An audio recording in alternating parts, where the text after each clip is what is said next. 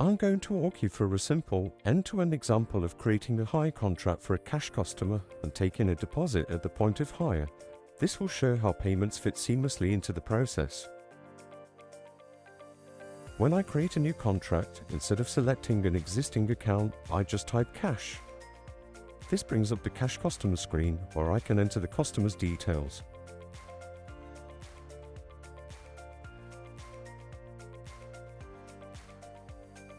I click Create New and OK. Next, I click Function at the bottom of the screen and select Payments. From here, I'm presented with 3 different ways to take a payment: Terminal, Pay by Link, Cash. In this walkthrough, I'm going to take a terminal card payment, although it's worth noting that Pay by Link is also available here and could be used instead. Once I've selected the payment method, I can choose the type of transaction I want to process. I have 3 different options: deposit, payment, and refund. Because this contract has just been raised, the only thing I need from the customer at this stage is a deposit.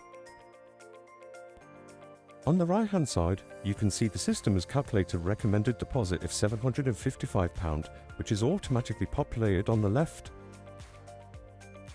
In addition to this, we can also see a total amount and a total VAT. These values are automatically driven by the items on the hire contract, so staff don't need to guess or manually calculate anything. At this point, I'm simply going to process the payment for the recommended deposit.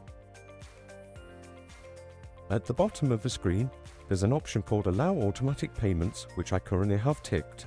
This is an important setting. What this means is that the card used to pay this deposit can also be used later for any invoices or charges related to this contract.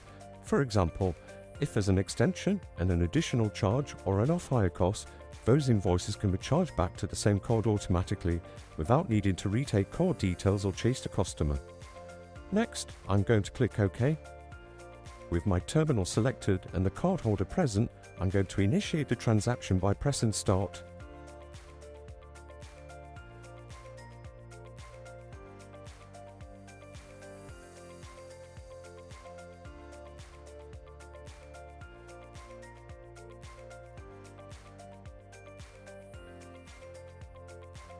If I click OK, the system will then prompt me to ask if I would like to take automatic payments for this order, to which I will click Yes. If I now go back to Function and click Payments, I can see on this right hand side that the recommended deposit of £755 has now been received. If I click Previous Transactions at the top, we can also see the date and the amount of the transaction that we have just taken.